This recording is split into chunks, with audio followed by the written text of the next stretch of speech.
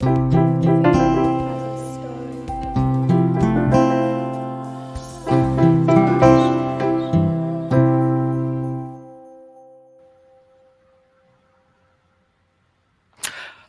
there, I'm Chris Sissons, and this is Find, Tell, Share, the Storytellers podcast. And in this podcast, we hope to discuss over the months all aspects of storytelling and associated arts.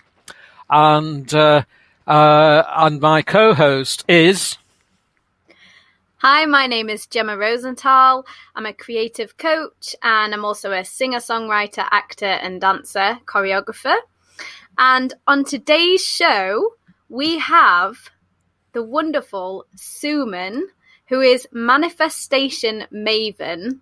And having personally worked with Suman before, she's absolutely fantastic. She's got that manifestation sparkle everywhere she goes. She makes it happen. So Suman founded Manifestation Maven to provide empowerment tools and knowledge within personal and professional development. After graduating with a master's degree in Occupational Psychology and becoming competent in NLP, hypnotherapy and coaching, and also working as a trainer in many organizations, Suman is highly experienced in providing a range of training and developing both in groups and individuals. Now she provides transformational programs and powerful professional speaking, guiding more people to unleash their potential and live lives to the fullest. So welcome, Suman, to the show. Thank you so much, Jemma, for that wonderful welcome. And thank you, Chris and Jemma, both for having me here today. I'm really looking forward to it. We are looking forward to it as well. Can I ask a question on behalf of our listeners? What is a maven? Absolutely. Absolutely. It's a question I get a lot. Sometimes I even get asked, what is manifestation? So breaking that down a little bit, manifestation is all about how we are able to create something. And usually people see it as being a bit mystical and woo-woo, but it's mainly to do with our energy and our thoughts, and what we put out into the universe, we can create reality from that. So the maven part is about being like a master, and it can also be referred to a bit like a wizard. So I feel like because manifestation can seem a bit magical and mystical, the maven is about becoming that wizard, you know, that master in that field. And I want people to be the master of their destinies. So that's kind of where that comes from. Yeah, and I've worked with Suman before, and she definitely helps you to manifest. So I remember once in our sessions, Suman, and I talked about like wanting to manifest an acting job. And then the next day I applied for some acting jobs and then ended up with one to be in a mockumentary like the next week, and I had an audition and got the role. So it's those kind of things. It's like when she says like manifestation, she's talking about real life, actual results, like getting you the love of your life, having your dream job. It's like these things can happen because, I mean, Suman will go into it more, but obviously, yeah. So Suman, can you tell us a bit about how this actually works, the process, and how manifestation, how you can actually help people to manifest their desires? So in very simple terms, I mean, there's so much information out there. There's a wealth of knowledge, whether it's books, videos, documentaries. Once you start going down this rabbit hole and learning about this stuff, there's a wealth of information out there. But to put it simply, it's all about how we perceive things, how we look at situations, how we look at our lives and things that happen, and in essence, how we respond to it. Sometimes people talk about reacting or responding, and they're like, what's the difference? And sometimes a reaction could just be an impulsive way that we react to something because we've always been that way. So we have an autopilot going on in our lives, and it's about, if that autopilot's not serving us, how can we shift and change that autopilot to start reacting and responding in a better way, which is better for others, it's better for ourselves. And the other element is all around belief systems. So it's around the beliefs that we hold. It really has a big hand in our habits, our behaviors. And that, of course, impacts then how we feel about things, the thoughts we have, the vibrations, energies we put out there, and ultimately it can like make or break a situation if we're looking at something in a positive way or a negative way. So it's a mixture of these elements about positivity, belief systems, weakening and letting go of belief systems that don't work, and strengthening the ones that are more favorable. Yeah. And can you tell us how, so say if someone who's listening, what type of person they might, so say if they're a person that wants to manifest something in their life, what would you recommend to them? What's the first step?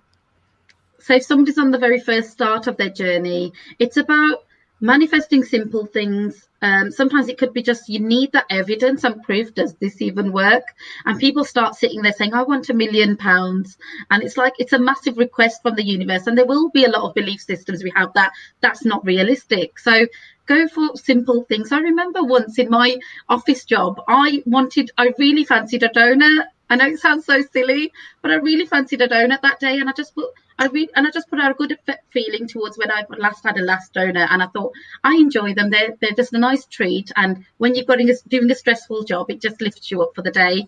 From nowhere, one of the teams, a few desks away from me, should I say, they brought in some donuts for their team as a celebration, and one person from that team quietly came over with a tissue paper and she goes, I've got something for you, and she just put it on my desk and she goes, I just thought I'd sneak one in for you. And I was just like, I was not expecting that, but I manifested a donut. So sometimes starting small and building your belief around even the concept of manifestation is the first point. Yeah. So building belief. And so you say like someone's starting small, and once you've kind of got that level where you can manifest a donut and the smaller things, what would a person do then? What's the journey that you take? So this is kind of two questions in one, but when you're working with clients, can you just explain the kind of journey that they would go on and what that experience is like for someone that may be interested in working with you or learning about manifestation further? Absolutely. So the biggest package that I do is the full one-on-one training and coaching package, and it's a transformational personal mastery package. In that you have 8 sessions, because from that experience of working with people, I've noticed that it tends to be an average of 8 sessions is enough to cover all elements of the work that I do. So I refer to it as using my manifestation matrix, which when broken down, it's the elements of what I've got underneath my logo at the moment is awaken, align, attract. So when I split it down in those 3 sections, that's loosely how the structure is of my coaching. So the first few sessions will be around awakening a person. What I mean by awakening is getting them aware of where they currently are. Why are you in the situation you're in? Why do you want the goals that you want? Are they really what you want, or is it goals what other people want for you? Let's break it away a little bit. What do you really want? Why do you really want it? What's the real reasons why you haven't achieved it? What's getting in the way? So it's all of that reflection, reviewing, initial goal setting. The alignment work then is where I start helping a person get their beliefs to be in alignment, because more often than not, it seems to be if their belief systems are against what they want, that's where they're getting mixed signals. They're giving mixed signals to the universe. So they're getting mixed results, and they're not getting the result that they're trying to work towards. So I've got a number of tools I use, where it's NLP techniques, hypnotherapy, timeline therapy, amongst the range of tools that I have. And depending on where they're coming from and what their situation is, I'll kind of pick and choose and see what tools will suit that particular person. But ultimately, it's about whatever works for them, to remove the things that aren't serving them and help them with that. And then also helping them with new routines, building in new affirmations, looking at themselves in a new way, positive self-talk, visualization techniques, how visualization works, vision boards, that type of thing. So that all helps the person to start getting into alignment with, okay, this is what I want, this is how I can be in alignment with it, so that my energy is giving the right signal to the universe to allow that thing to come to me, so there's no mixed messages. And then the attract bit is, of course, the whole manifestation. So working on acting as if you've already got it, reflecting on manifestations you may have had before, against belief, building that belief system around manifestation itself. so that that person's open to receive. Yeah, definitely. Positive, like having that alignment and that positive attraction, that it really brings things to you, doesn't it? That's right. Do you know, so today you're going to be telling your story. Which story of you, because I know you've got lots of different stories to tell, and I'd love to know which story you're going to share with us today on the Storytellers podcast. Well, because one of the main things I love doing for people is about transformation, I thought I'd share my transformation journey. Even though it's an ongoing journey, there was certainly one point in my life where the journey started. So I thought if I share that with others, it may help people where they're currently where I was at. That sounds perfect for what we're wanting on this show. So whenever you're ready, Suman, if you know, get yourself comfortable, and we're all ears to hear your story today. Off you go. Thank you very much, Gemma. So my story's around the pivot that happened in my life and when it happened. And I know a lot of people have mixed feelings towards this word pivot of recent times, but it's the only best word that I could think of to describe the example of where I was like on a seesaw in one area of my life, feeling a certain way, and how I got myself to the other side of this seesaw and pivoted across and totally changed how I was looking at the world and how I was reacting and responding to the world.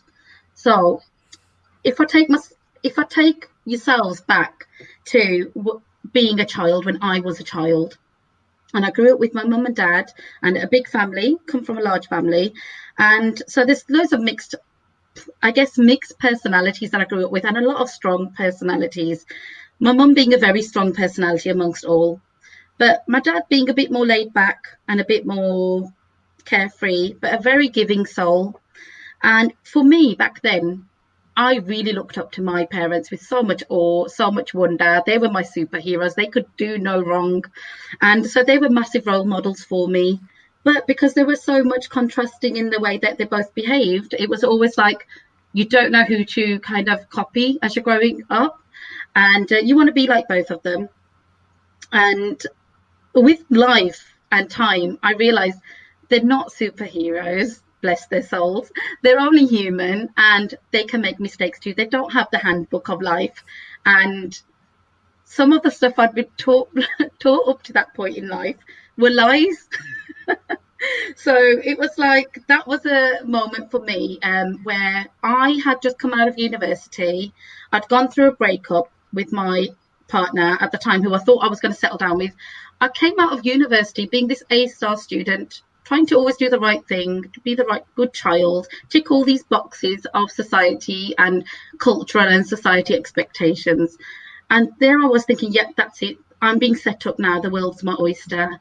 You know, I was fed this story about university life will get you those job opportunities. You'll be more, attractive to people who want to marry you. And they're also, working well. You're a professional. They'll be a professional. Everything was like, okay, I'm doing all those things. This is all going to fall nicely into place for me. And it didn't. It actually all fell apart. And I was like, what's going on here? I don't get what's going on here. So why is my relationship not worked out? Why am I feeling so rejected? And then there was double, triple rejection when I couldn't sustain employment. I couldn't stay in jobs. I was getting these jobs that weren't to the level that I was expecting. And I thought, I've put all these years of hard work into these studies. Why? So going back to my parents, why I brought them into the whole mix. First of all, they did influence me a lot with the decisions I did from a young age. But I think there was also an element of me when I reflected in my life. Once I hit 24, I was very much like my dad. And there was elements of my mum sometimes when she could be a bit too blunt or abrupt. And I'd feel like, oh, my God, I don't ever want to be like my mum. I don't want to ever be like that. And I used to always want to be like my dad. I wanted to be caring, giving. He had this personality and he still has to some extent. He's evolved over the years as well. But back then, he was all about other people.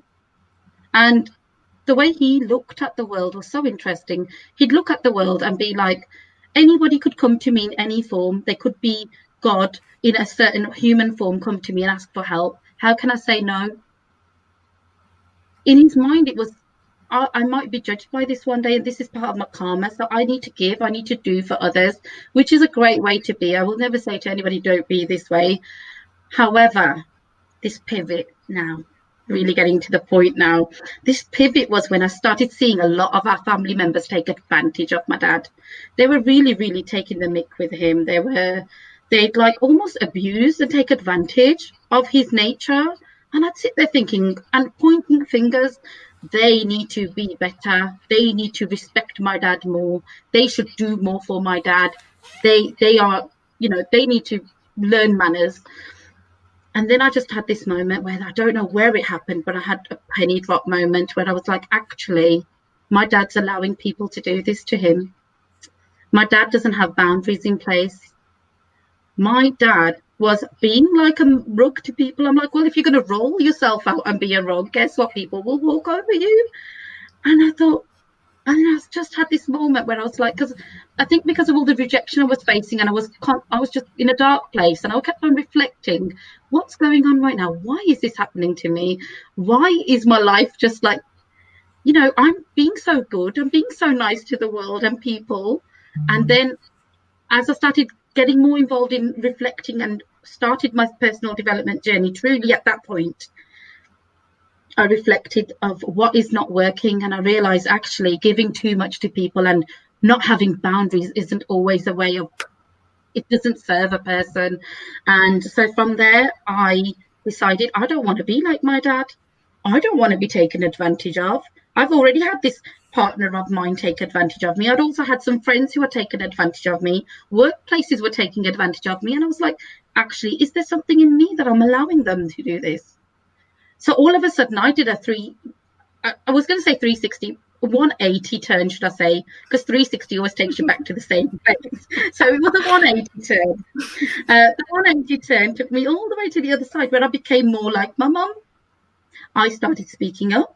I started standing up for myself. I started being abrupt. I was probably a bit too extreme. I went from one extreme to the other. So it definitely was a seesaw moment, and, giving a lot of grief to the people around me to some extent, but I felt the right to, because I felt, hang on, if I don't put you in your place, nobody will. So I need to. So it probably wasn't the best thing to do, but I needed to go through that process in my life at that time in order to, sometimes I like to see as you need to do things in life to learn not to do them. I had to be soft like my dad for people to take advantage, for me to learn that wasn't a good way. I had to learn to be a bit harsh like my mum, and then people were a bit annoyed with me and weren't always happy with me, to learn that's not always the way. And ultimately, where I am in life now, I feel like I'm still working on it, but I've got more of a balance between the two. That seesaw's a bit more balanced now, where I feel like when I need to be a bit more softer, I can be. Where I need to be a bit more, maybe say assertive, if I need to, I can be. But at that point, that pivot, that was when I switched from saying to myself, I'd never, ever be like my mum, to becoming exactly like my mum. But learning now that both of them had traits that served me. So that was my life-changing moment. And from that point, I started focusing on myself. I went from a space of self-hate, and with the world rejecting me and rejecting myself, I started accepting myself. I realized if I don't accept myself, how are others going to accept me? And because the relationship had fallen flat and then career wasn't going anywhere, I thought, what do I really want to do with my career? And that gave birth to this whole part of my life now, which is a massive part of my journey and what I like to help others with the transformation, because I took up my life coaching certification over 12 years ago now, and I started applying coaching techniques in my workplaces. I started coaching and training others. I was all about developing potential, people not realizing their potential, and just these reflections I had in my life, and then applying law of attraction techniques in my life, learning more about manifestation, applying it in my life, achieving some amazing things like attracting a job of my choice, attracting a partner of my choice, and all these things. I was like, I want other people to have these blessings as well and know that that power's in them. You just have to shift the way you look at things. You just have to shift the way you feel about things. So the biggest lesson I learned from my dad's situation was he was also the person who, even though he gave so much to others, he would never want anybody's help. So this is what I really found really fascinating about him. I'm like, Dad, hold on. Somebody will just knock on your door and say, come and fix my windows broken. I need some tiling done. I need some roofing done. I need whatever done. And you'll go and do it. But when you need it done in your house, you never ask anybody. Or if they even say, let us help you, you say, no, I don't want your help. And I was just like, why is my dad so closed off to letting people help him? And then I realized this is where, and as I was learning about manifestation, I just learned this is where people get it wrong. And we don't realize we're not open to receiving. Sometimes the blessings are coming and knocking on our doors and we're turning them away and we don't even know we're doing that. And I learned that you need to balance give and take in life. There's givers in life and there's takers in life. Some people just take and never give. Some people give, never take. That was my dad. And I realized, actually, Dad, if you're saying people are coming to you in the form of God and you want to serve them, well, what if you're a form of God to them and they want to serve you? You're not allowing them to do that. It didn't make sense to me. And I was thinking, why don't you allow them to just fulfill that circle? If half the circle is you giving to the world, let the world give back to you too. And then as I learned more about this circle of give and take and learning about manifestation, being open to receive, I thought, well, what can I be open to today? And I started having this mantra in my life. I even learned from people around me that some people even struggle to even take a compliment. Like people will say, your hair looks nice today, or I like the way you dressed today. I like that outfit. Oh, this old thing. Oh, no, it's only because I've washed my hair. And it's always like talking down to that compliment almost. It's like, just accept it. Just smile and say, thank you. I appreciate that. And some people just find it so hard to even that be open to a compliment, be open to the blessings of the world. So a massive part of my message that I like to give others is start being kinder to yourself, allow those blessings in, try to identify where those blocks might be. And this will start helping you build that confidence in yourself, and where you will, when you give somebody a compliment from your heart, you want somebody to accept it graciously. So why can't you be that person as well and graciously accept it when somebody gives it you? I also, on my manifestation journey, started doing a few experiments with this. And I used to be like, okay, my mantra for this week is I always receive a compliment when I'm out and about. I always receive a compliment when I'm out and about. I always receive a compliment when I'm out and about. And no word of a lie, I would always get compliments for so many random examples I've got where somebody just taps me on my shoulder. Excuse me, I really like the coat you're wearing. Excuse me, what dye have you got in your hair? That's a beautiful colour. Your hair looks amazing. Excuse me, can I just say those shoes look so good on you? So many, even random compliments like, can I just say you've got such a lovely smile? And I'd be sitting there thinking, whoa. But part of me thinking, well, this is amazing. I'd rather have compliments in the world. Why not? I'm liking this. So I actually, that was a massive part of me learning about how even accepting compliments from the world helped me feel better about myself. When I had a better energy for others, people received me better. I felt better. And as a result, better opportunities came my way. So as a result now, my work is all about committing to helping others achieve their full potential in their life, love themselves more, be open and receptive to blessings of life and how they can shift their mind patterns, their mindset, have a success mindset, have an abundant mindset, and achieve ultimately that dream life that we all are looking for so desperately. Thank you, Suman. It's such a lovely story. I love how you can kind of look at it from that objective space and see the good parts in your parents, in both of them, try out the different behaviors, see how it works, see how it doesn't work, and then decide from there. I think it's fantastic. Chris, yeah, go on. Sorry, I was just going to say, when I actually studied NLP over the last 3-4 years, a massive part of NLP, which is neuro-linguistic programming, is around people have a map of the world and people do the best with the resources that they have. And that was a massive, again, another turning point of mine when I looked at my parents in a different way, rather than blaming them my whole life that because of you I haven't achieved things. Because believe me, there was a large part of my life and childhood, I grew up in my teens doing that. But the minute I could forgive them and say, actually, they did the best with the resources they had at the time, And I've done the best I can with my resources. I realize build on your resources. If you have better resources, you can do more with that. Definitely. You can't build off what you haven't acknowledged is another one. Yeah. It's about acknowledging the good and moving forward and building off that. Chris, have you got any thoughts on the story aspect? Yeah. I mean, one of the things that intrigues me about manifestation, I suppose this is almost a political issue in a way, which is the political issue is conspiracy theories, fake news, all the lying that's been going on in the media, and we all know. Yeah, I mean, there's loads of stuff coming out that we all know is untrue, but it's being said and spoken with conviction. I believe that living with untruth is a barrier. The sort of one of the types of barriers that we have. And I was just wondering, well, without going into too much detail for obvious reasons, whether you've encountered this as a barrier, but also how you would approach it. For sure. It's a really interesting one. I'll give you a really good discussion I had with one of my friends recently, which is a really relevant for the time we're in right now. So this whole pro-vaccinations and anti-vaccinations belief.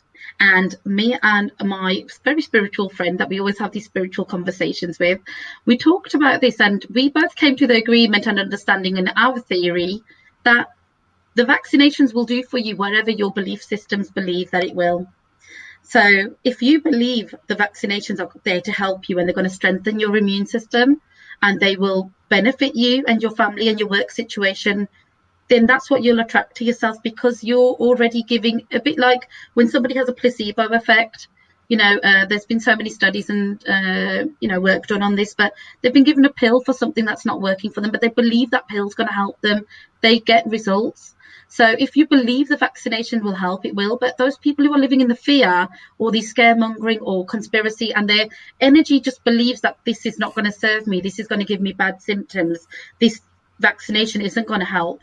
More than likely, if they go for the vaccination, there is that more higher chance. It doesn't mean they definitely will, but there will be a bit of a higher chance for them because they're just vibrating and resonating at that level too, and they're attracting that circumstance. So they might even manifest those symptoms for the sake of just self-fulfilling prophecy that I just want to be like, see, I told you so. So there's, it'll be whatever a person truly believes about. I mean, is there any way that if the, assuming one of those beliefs is false, are there any ways of helping someone overcome that false belief? Because reality. Reality doesn't always do what you expect it to do. I mean, it might. Absolutely, that is so true, and that does happen for sure. So what I'd say in that respect is, what belief or way of thinking is actually making you feel better.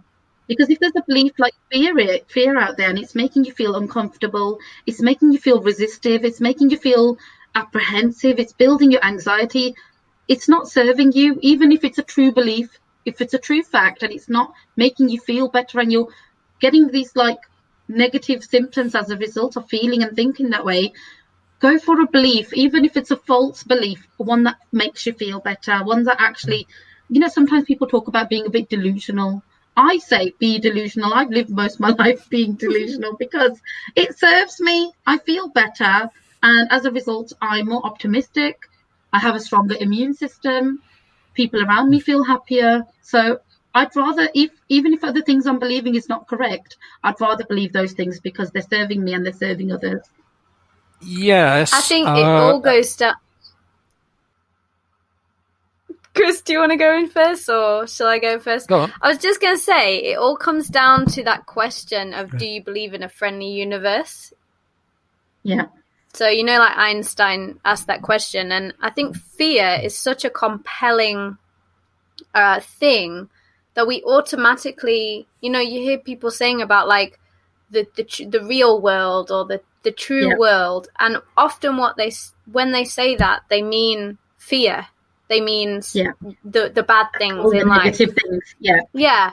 But I think there's something about being able to kind of see reality as something beyond this world, like beyond the physical in that sense. And that's what manifestation is. I mean, correct me if I'm wrong, but that's how, like, manifestation is not just about like the physical aspects of life, but it's about seeing beyond that and seeing that we create the physical with our thoughts, because in an actual scientific, in a scientific way, in the sense of that everything we see is made of atoms, and how we perceive those things. I'm not a scientist, so I'm not, but I don't know if you can talk a little bit more about that, Suman, about like how the way we perceive things actually changes the physical manifestation. Like, say if I'm ill,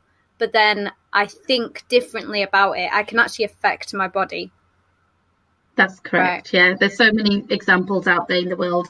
Just to touch on that first point you was making about this real world that we're supposed to live in, the truth of the matter is everything exists out there, good and bad. Where there's one person who's a multi-billionaire out there in the world, there's somebody out there who's got £1 million worth of debt out there. The both sides of the spectrum exist. Where there's people who have got guns, knife crime, all these desperate conditions and desperate ways of living. There's many people out there in certain areas where they're living very abundantly. They've got their private maids, they've got private jets, they're living the high life. Both things exist in the world. It's where do you put your energy and your focus? And if you focus on the negative things and you focus on the fear, you will attract more of that. If you focus on the abundance, then you will attract more of that. Now, having said that, it is also about understanding that I believe the negative things in the world plays its part. How would we appreciate a good feeling if we didn't have a bad feeling? How, if you were ill in that example you've just given, how could you appreciate good health if you didn't have ill health? So having the ill health is that contrasting point to be like, okay, now I know what I don't want. How can I translate this to what I do want? So I want good health. And it's about speaking in terms as if you've already got the good health whilst you're in that space of, and it's a very difficult thing to do. It's not always an easy thing to do, which is why not everybody out in the world is doing it and living their best lives. But once you can understand this concept and think, whilst I'm ill, I'm just going to give appreciation and gratitude for things that are going well in my life, and put out an affirmation that I am well. Let me confuse that subconscious mind of mine by telling it is well. It'll start working towards being well because it's the instruction you're giving it. But if you sit there complaining, I'm not well, well, you will exacerbate the unwell condition because your subconscious mind keeps on hearing that affirmation, and it's like it echoes that back to you. And then your perception, your reality is like, see, I knew that was right. I didn't feel well, and now I feel worse. And then there's this element of us always wanting to be right as well. So if you want to be right about good things. Why do you want to be right about being unwell? Do you know? Yeah. Yeah. I'd like to go back to this question of believing an untruth, because I do think this is something we need to look at a bit more closely, because, I'm thinking, well, the anti-vaxxers and, the people who think those what were the 5G telephone masts causing COVID and, all that sort of thing. And also, particularly in the States, the QAnon conspiracy, which is a massive thing. It's, and it seems like there's millions of people who actually believe this stuff. Now, I think there's two big problems. First, I'm quite sure that QAnon might reassure you if you are afraid, but believing in it is not going to make you any less afraid. Surely it's the fear that we should be tackling, and not just popping in a different belief that doesn't happen to be true. That's the first point. And the second, well, can I give you the second point? Then you can respond to both of them. The second point is, you take a belief like the anti-vaxxers or people who don't believe in COVID. they are actually people who are going to be a danger to others. We are not. It's not solely about how do I protect myself from COVID. It's also about how do I protect my fellow citizens, family, etc., from COVID. And so to have a false belief actually not only endangers yourself, it endangers other people as well. For me, that goes back down to if you believe that's an endangerment.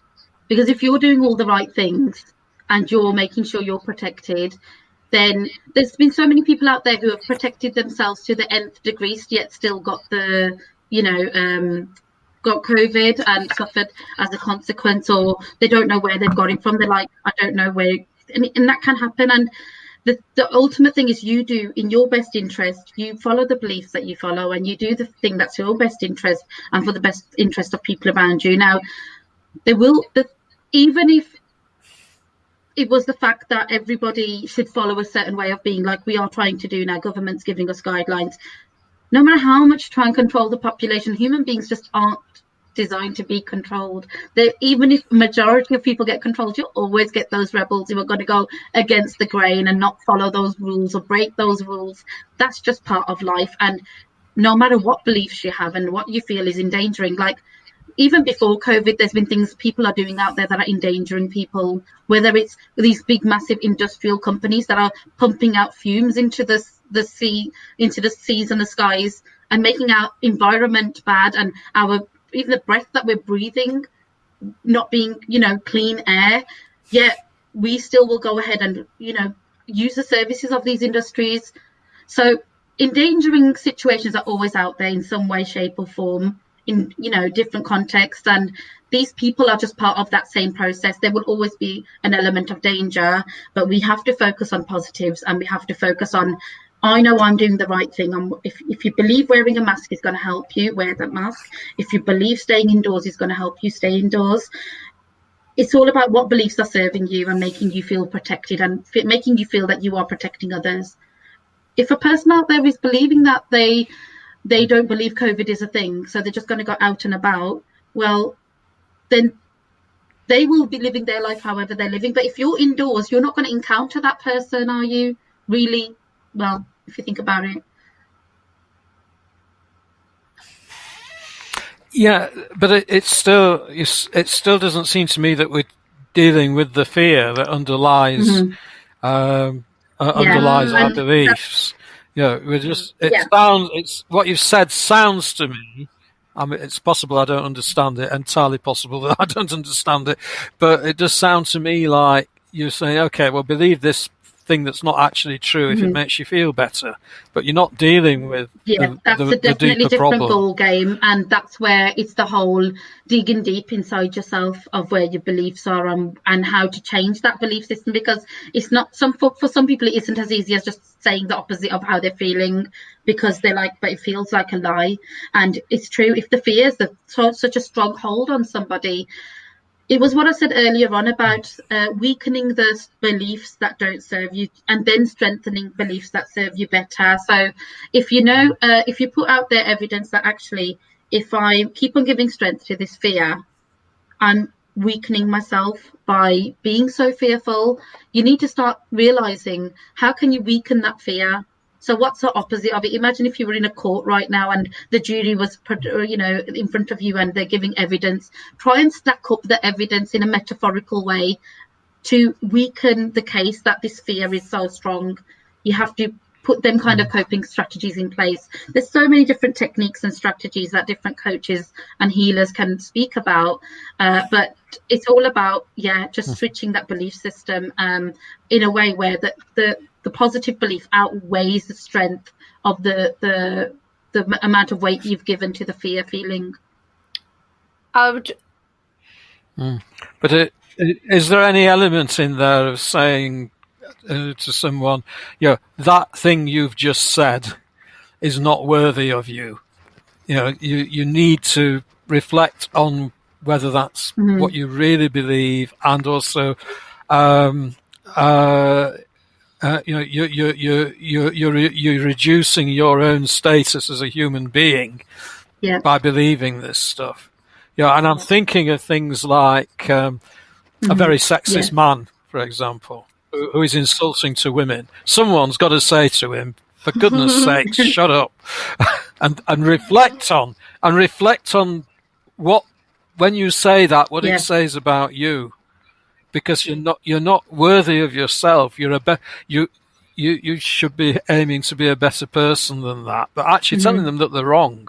This is such an interesting point, Chris. I love that you brought this up, because I've done it many times myself when I go online and I see people having a debate over a certain situation. It could be, say, for the example you've just given, a sexist remarks being made and somebody's arguing with them. And I'm like, we point a finger at that person and be like, you shouldn't judge. But then in that same breath, we're judging them. And we judge them in that moment that we're telling them not to be a certain way. And the truth is, people who have got very strong beliefs about, like, if they're sexist beliefs, for example, you telling them and calling them out on it is definitely not going to change their belief system, because for whatever reason, they've got that map of the world, their perception of the world. That's their story. It's not right or wrong. And it's just that you don't feel that they're right. But they're going to look at you and say exactly the same back to you, but I don't think you're right. And so sometimes it's not worth spending energy on certain people in this space. And like I say, just what I do personally now is look at that person as an example of, actually, I'm glad you exist in this world, because A, you're teaching me how I don't want to be, and B, I need you in the world to be the contrast of what's the opposite of you in order for me to know what's right. So if we don't have those negative people or those negative situations, how can we know what the better version is?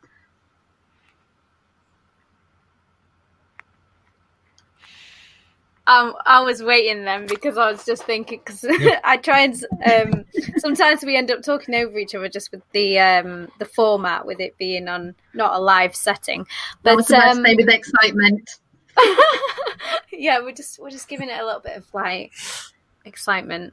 I think this is really interesting conversation. I love what you were saying, Suman, about the contrast and just accepting people where they're at. I think it's such an important thing to just focus on your own beliefs and your own integrity and how you're coming across in the world. And then if you're looking at other people, I think there's both. It's interesting because I kind of agree with both of you, because I think that what Chris says, sometimes we do need to point out when someone's wrong and when they're harming others. So I will always point it out to someone if I think that's being sexist, then I'll say, look, this is but more in an educating way. So I've worked with like rappers before and stuff, and sometimes they will use lyrics that are offensive to women. And I will say, I'm not going to just sit there listening to it thinking, that's okay. I will say, look, just for your information, you're cutting out half of the population. And that's a little rap there, but absolutely right. Absolutely right. And I really totally agree with what you're saying.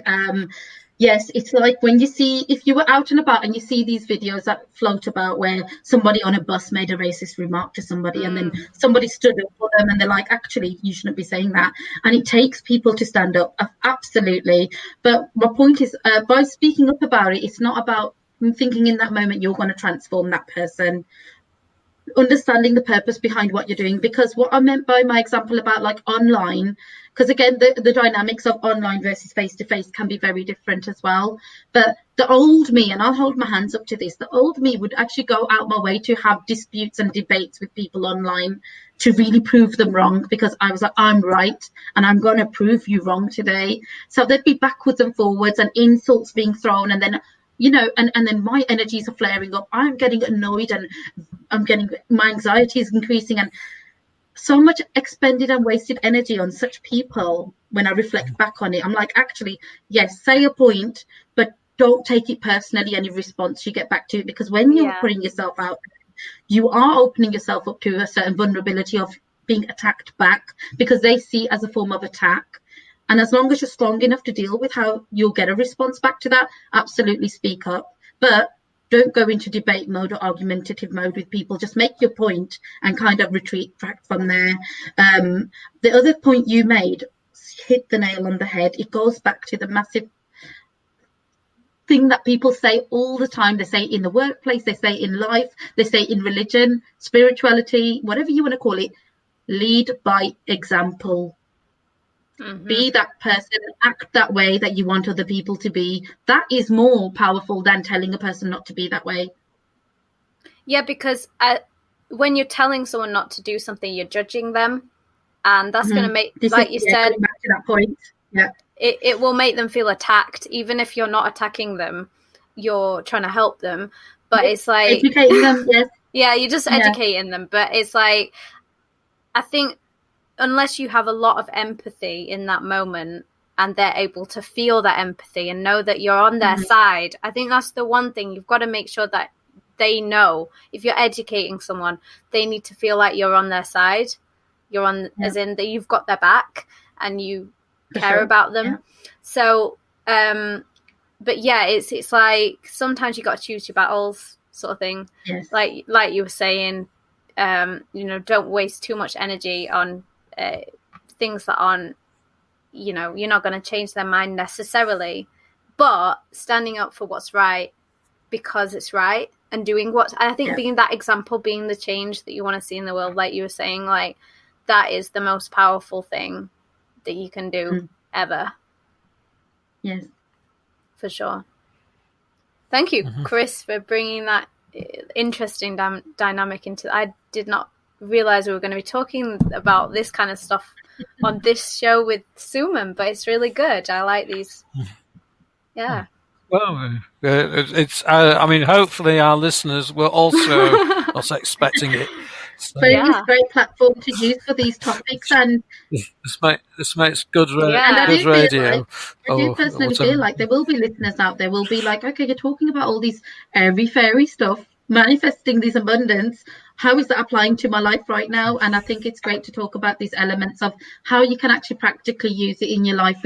It's not just about attracting that car and that house and that spouse. It is about attracting peace and happiness in the moment and how you can deal with the situation right now. So many people, I hear them say, 2020 has been the hardest year for me and it's been difficult for everybody, and they'll speak on behalf of the whole nation. I've seen in the news everybody's suffering, and I sit there thinking, do you know what, I've had a really good year. And I feel a bit scared to even say that, because I feel like I'm supposed to be joining the bandwagon of, yes, I've had a hard year. Don't get me wrong, I've had hardships this year, but what year have we not had hardships?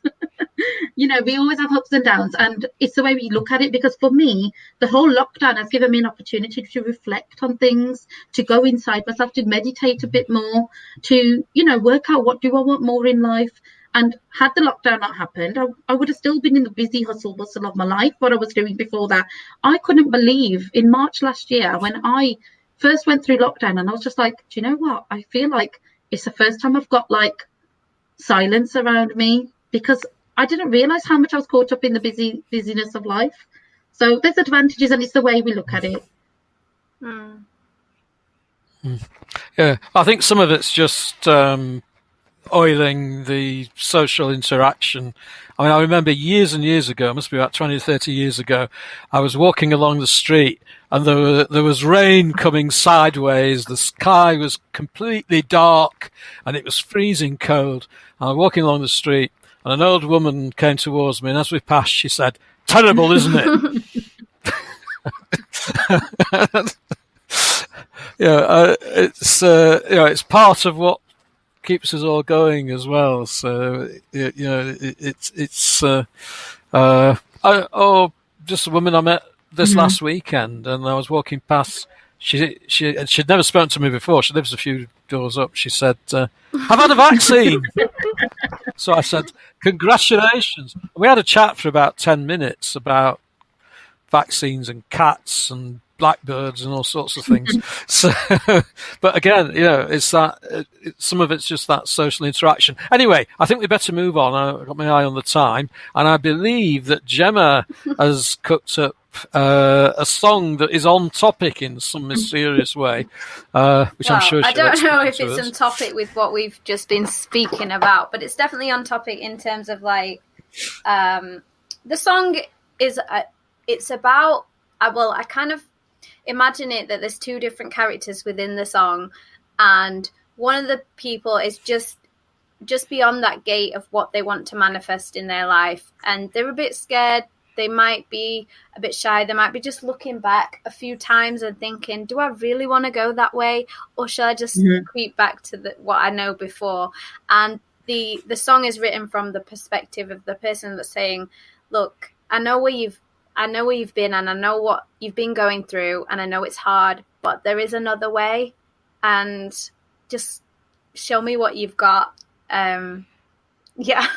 So that's it feels like, to me, the way you described that, the seesaw that I spoke about, it's almost like you're on the seesaw and the other person on the other side might be like your inner being, like your inner voice. And it's that seesaw. How do you tip? How do you lift your legs up saying you want to go up? I don't want to stay sitting down.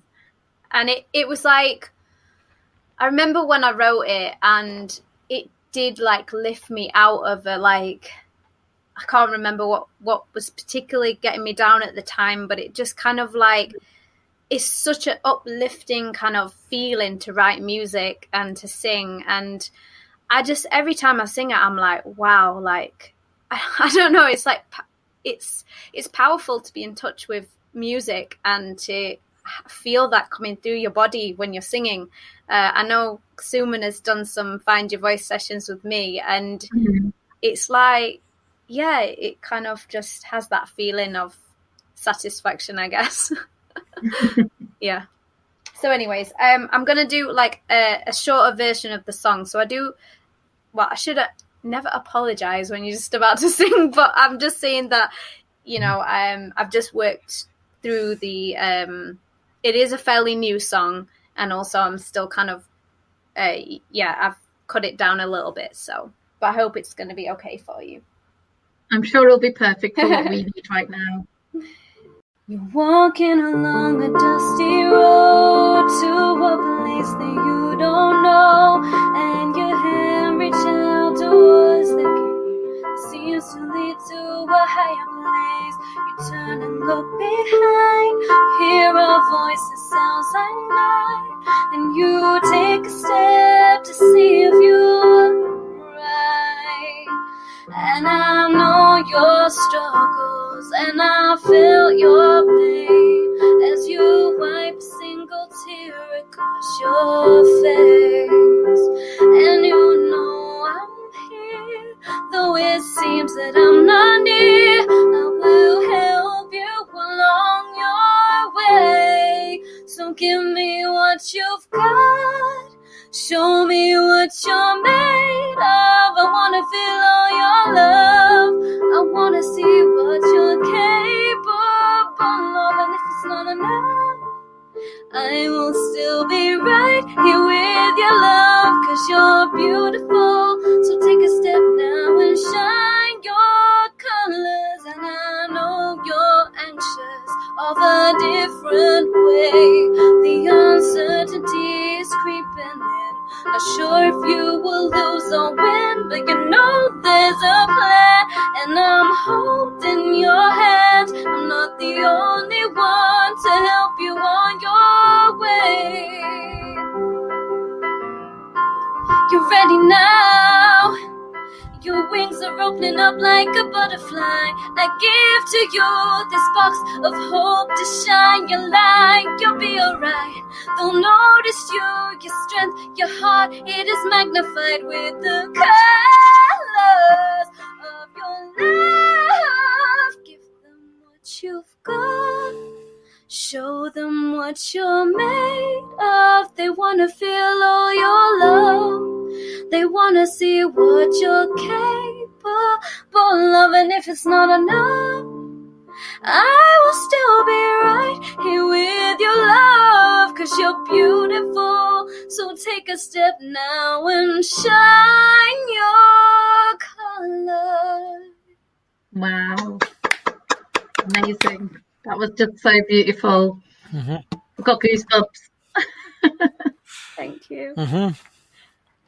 I always do that after a sting.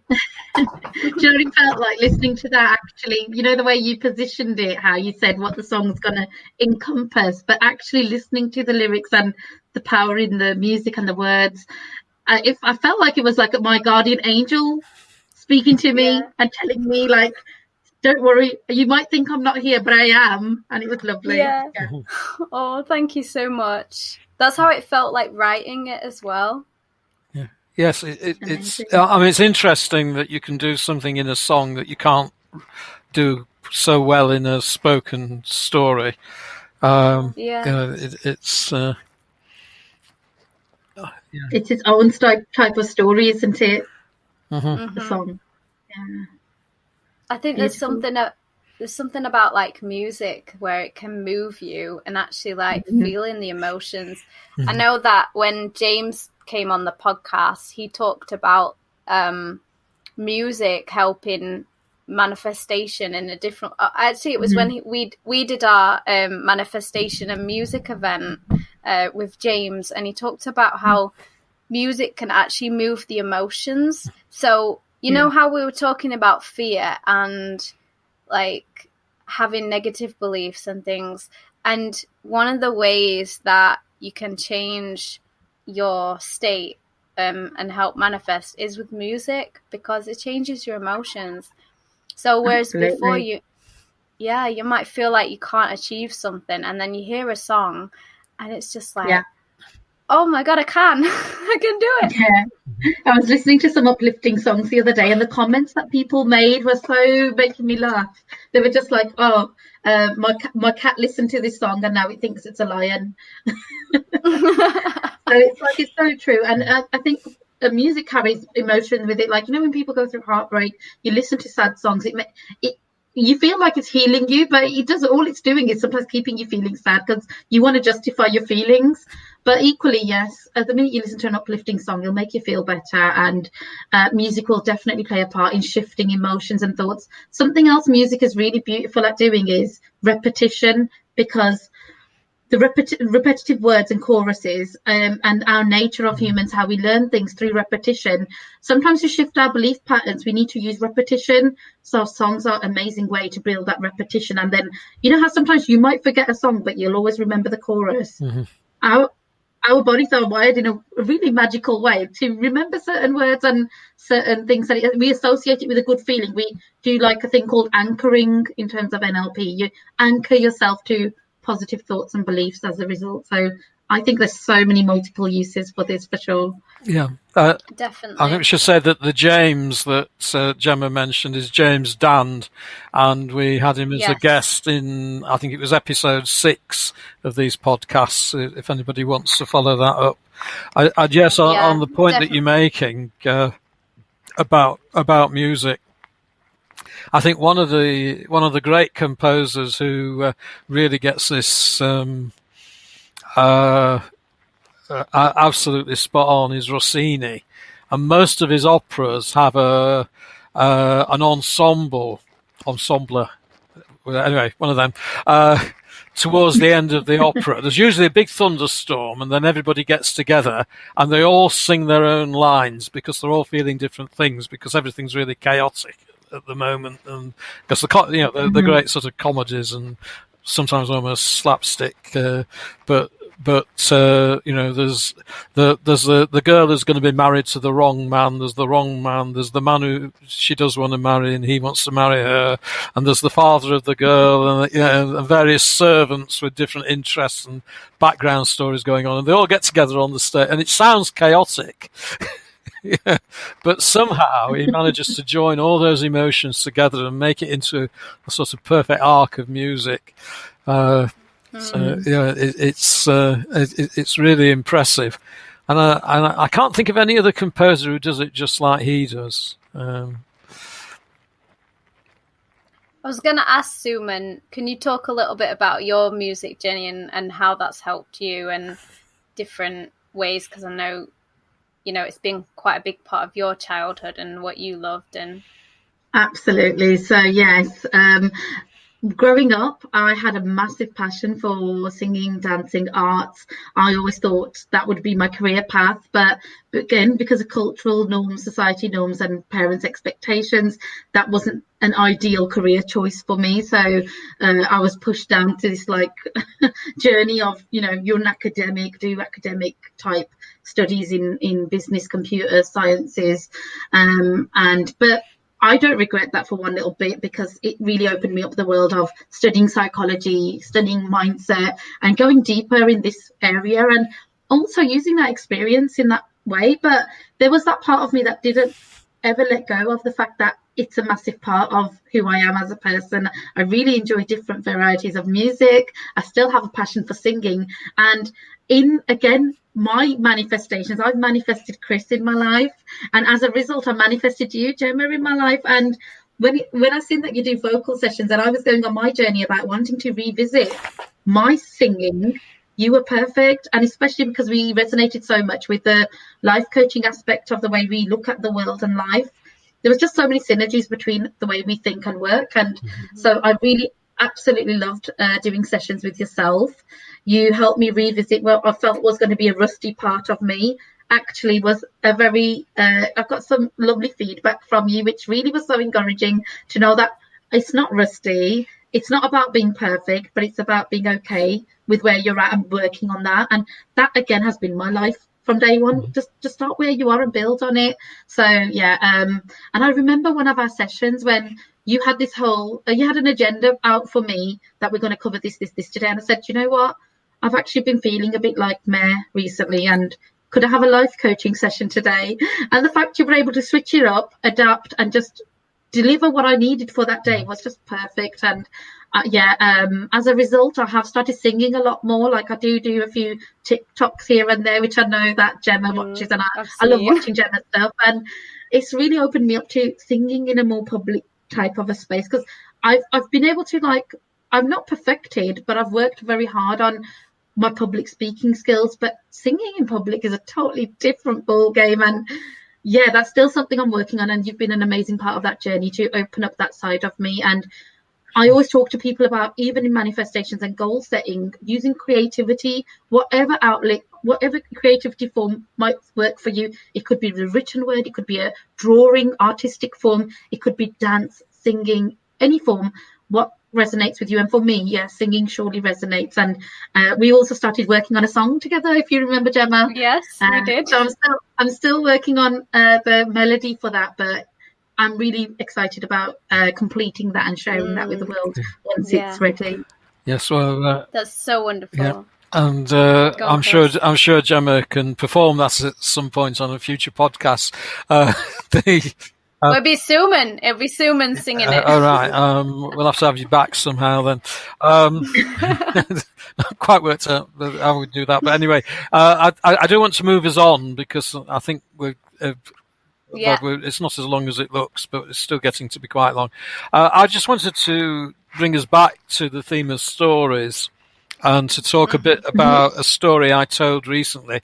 I think I was asked on pretty much the Monday to tell us a seasonal story. This was just before Christmas. This was the Tuesday before Christmas, for a business network meeting. So I thought, what the heck am I going to do? I mean, yeah, I'm the model, the Grinch on me. I mean, but then I thought, well, I'll take it from life, and so I started with the house that my parents bought in the early 60s. And it was really important. I'm not going to tell the whole story, because we just don't really have the time for it. But we saw that house being built from marks in the turf. And it had all mod cons. It had you won't believe this, it had an indoor lavatory in a bathroom with a bath. The bath wasn't in the bedroom like it was previously. And double glazing, which is about 2 inches. The glass panes were about 2 inches apart, and the two rooms, the living room and the dining room, were knocked through. So this was all, this was really modern in 1962 when we moved in, and that was the first Christmas party that my mother and father hosted. and they went on every year until 1986. And then I went on to describe some of the decorations we have, because I want to get the idea that Christmas is about lots of different stories. There's the story of the Nativity. There's the story of Father Christmas. There's Christmas trees. We had a snow scene every Christmas, and so there were all these different stories, and all the decorations, and the holly and the mistletoe, and all of that stuff. And then we had the party, the Christmas party, and loads of people came every year after year, and there were sort of ongoing jokes and things. And these are the stories that every family layers on top of the stories that we mostly all share. And and I bookended this story with 2 deaths. So at the beginning of the story, I talked about my father's mother, who came to that first party in 1962, and she was a very tall, stout woman with a big sort of pork pie hat, and I remember sitting there looking very stern. She wasn't a stern person, she was lovely, but she was very good at looking stern, and she kept saying, "It is so warm, it's so warm." And I think it was February 1963, the coldest winter ever that Jemma doesn't remember, and when the sea froze, and she died of hypothermia that year. And the other bookend, the reason my mother stopped after 1986 was that, well, there were 2 reasons. One was that my mother was very ill, and the other was that my sister moved to it's a place that's spelt Slaithwaite and pronounced locally Slowett, which is in the Colne Valley just west of Huddersfield. And so my sister started to host it, and she's done that ever since. This is the first year this last year was the first year I've never been there. And I said, over that period, we've seen, she gave birth to her 2 children. We've seen them grown up, and they're now adults, and that, and in a way, that's the note of hope that I ended on. But then I went back to, my mother was there in 1987. In 1988, it was the first Christmas after she died. And there were just the 4 of us, me, my father, my sister, and the brother-in-law, sat around the table over Christmas dinner.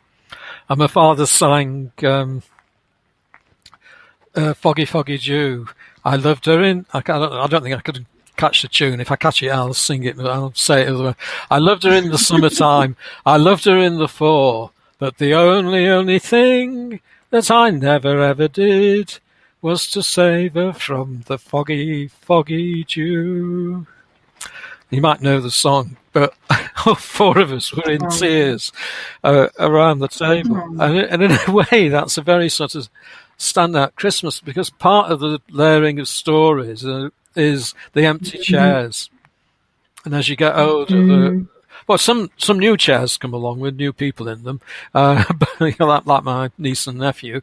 But it's, and I think the story was okay. As all stories, it needed a bit more work on it, perhaps. But certainly one person got what I was saying, and she told me so. I've been sort of chewing over whether how. Was that the right way with that song to end the story, or could I have placed it and arranged it in a slightly different way? And I think handling those, let's call it sad. I don't want to call it negative, but there are sad times in life as well as happy times, and I thought it was so important. It's so important that we understand this other thing that's under the surface. And Christmas, because Christmas is a time for celebration and great exciting things, but actually there is this sadness in a lot of families as well, and it changes from year to year. We didn't sort of weep every year for 30 odd years. That was then, and we all moved on. But I was, well, first of all, I was wondering what you think, and then I'll just add one other thought after I've heard you two, if you've got any thoughts. I was just going to say that song was beautiful, And I think it was great that you included it. And I think it's something that we've talked about in today's podcast around the whole element of contrast. How will we enjoy happy things if we don't know what a sad feeling is? The sad feelings have their space. Even in this space right now, sometimes you call yourself the Grinch. But there's that contrast, like, sometimes we're sitting there just laughing and smiling and thinking life's amazing or beautiful. And you're giving some reality. So what about this? And you're giving that contrast that we need. We need it. So we do need to have sadness in stories. We do need to reflect on that. And you hit the nail on the head. Even when you just said for some people, this time of year can be quite difficult. Absolutely. I mean, in my close family, we had 2 very close deaths where the father passed away. And then within 2 years, the son passed away. And for them to have those empty seats, it's not always the most joyous. It's a time when people miss their loved ones as well. But like you said, the seats got filled up as well with your nephew, nieces, and it's a metaphor of life. The circle of life, it happens. And it's I think it's great that you were able to share the story in such a delicate way. It sounds really amazing to me. Yeah, I think for me, it's sort of like using song to bring people together and to mourn and to grieve. It's such a beautiful thing. And that circle of life as well, like Suman was saying, I just had a neighbour die just recently. And just before he died, he had a violinist come round every week, every Wednesday. He'd have the violinist come play, and I would listen, and it'd just absolutely be stunning. And one time I went out and I said, "Can I sing along?" And I think the violinist was a bit like unsure because he prepared all the stuff, and he was a bit like, "Well, we'll probably have to rehearse." And I remember thinking, I don't think we have time. Like, I didn't say this out loud, but I thought, no, I need to sing now. Like, and so the next time he came, he played Over the Rainbow, and me and my mum sat outside our house because he just lives across the road, and sang Over the Rainbow while he was playing his violin. And I think a few weeks later he died. And now, but when I went across, when we found out that he'd passed, I saw in the garden the kids his grandchildren were playing. And I just thought, wow, like there's so much life here. Do you know what I mean? Like so much beauty and sadness as well for the adult's perspective, if that makes sense. But and the children will probably feel that, but it just kind of like, I don't know, there is that circle of life. Yeah. I mean, another thought I've had since I told that story, and I'd be interested in what Suman has to say about this, because Suman, as part of her coaching, does relationship coaching. And she's one of the very few business people who've actually shared a romantic story and telling stories, making business, which is one of my regular events. And what I wanted to say is, it's interesting if you think of any rom-com, particularly, the one-off films as opposed to long series on the telly. They're always about almost always about young people getting together, and when they're not about young people getting together, they're about older people getting together, and that's fine. But actually, in real life, when people get together, there's no guarantee that it's going to last for a lifetime. And in fact, it's the death of one of them that actually shows that you've had a relationship of true love in a way.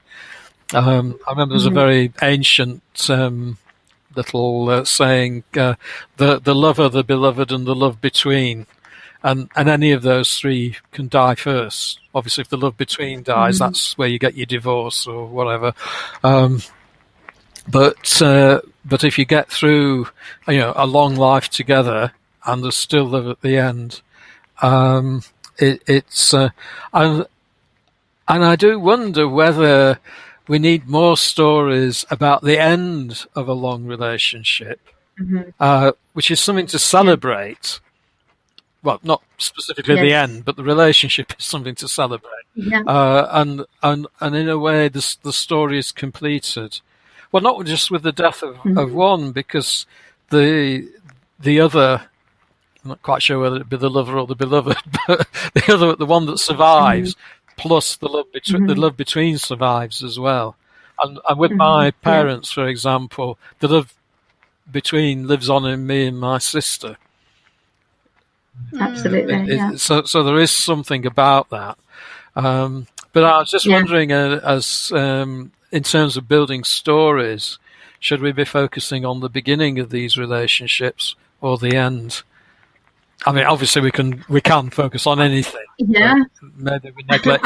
I think I feel as though there is a lot out there that talks about the beginning of relationships and that first love, and when you find them, and some people started disrupting that theme a little bit by talking about problems that come about as well. But absolutely, I think there is a massive space where there's certain stories that are shared in this area, and if anybody will know about The Notebook, is a massive story that was so prominent in showing the whole journey, like how they even came together, how they broke up, then they had all these problems, but ultimately it's about when and I'm sorry for the spoiler alert for anybody who hasn't watched it. I'm pretty sure you have. If you haven't, you need to watch it. But she has Alzheimer's or some form of dementia, and she doesn't remember him, but he continues to love her, even if she doesn't remember him. And it's the first time in her head, she feels like it's the first time she's meeting him. He still makes sure he's there for her till the end. And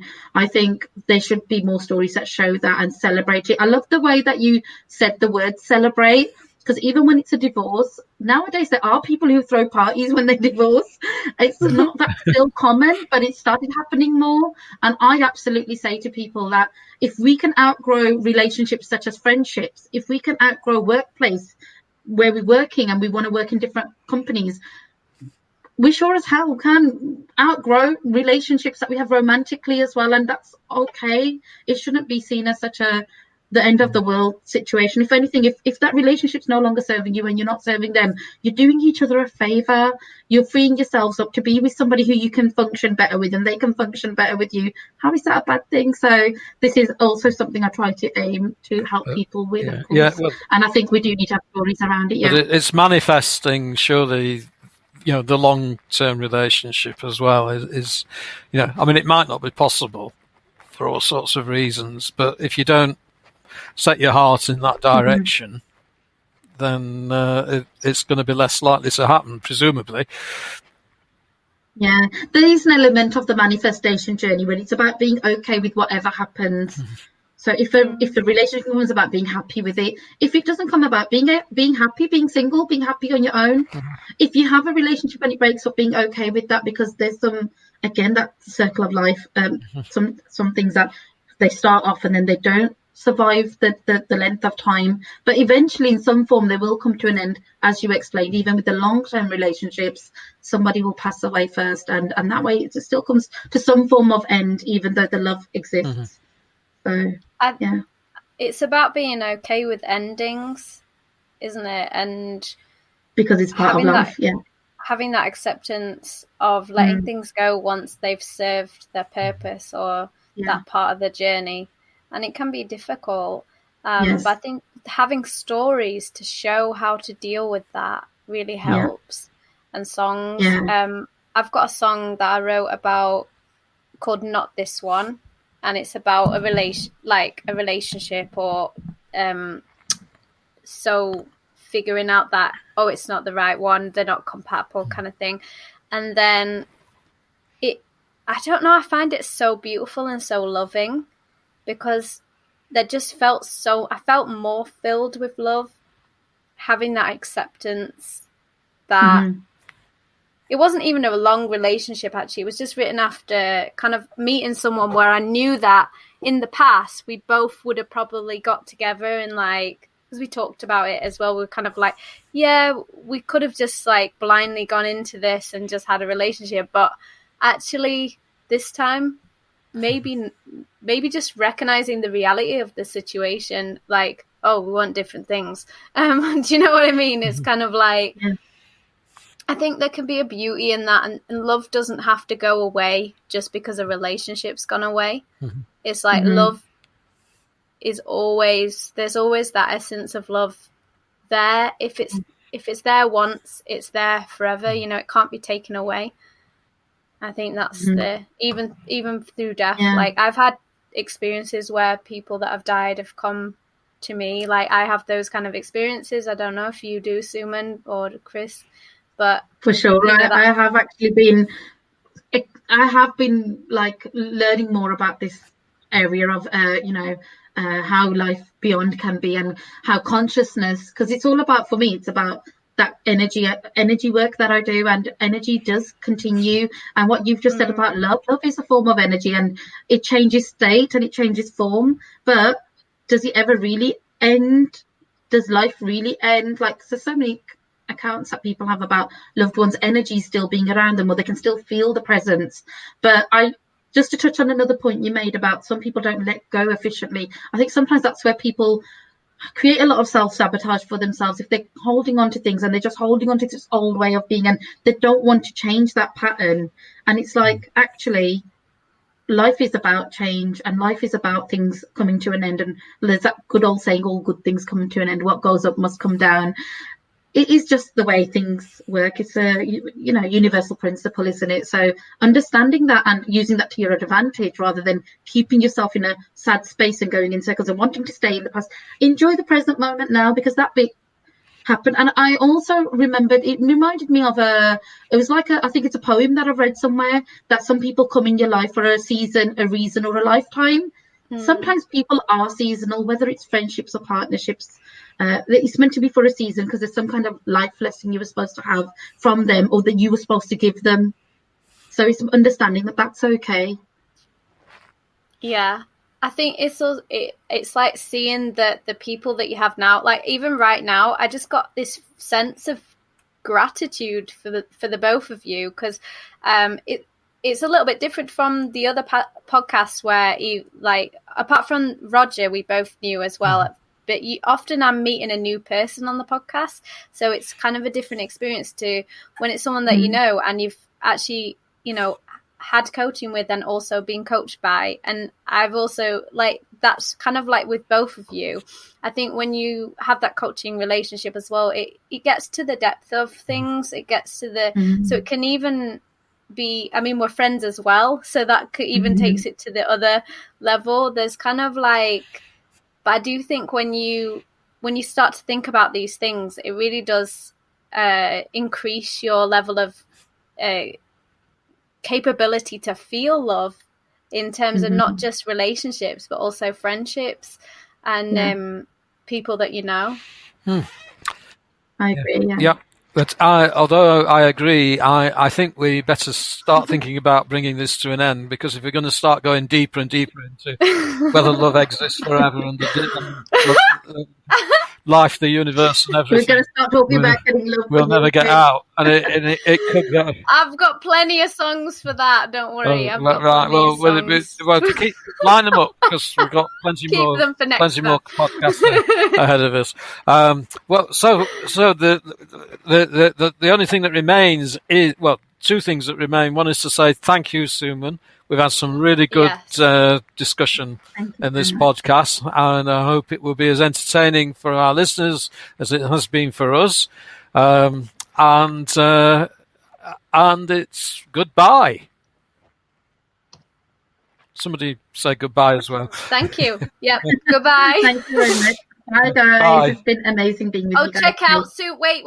Have we mentioned how people can get in touch with Suman? We can put it in. It'll be in the information. With the podcast. All right, it'll be in the information. Yeah. If you want to work with Suman, I recommend having coaching with her. Thank you so much.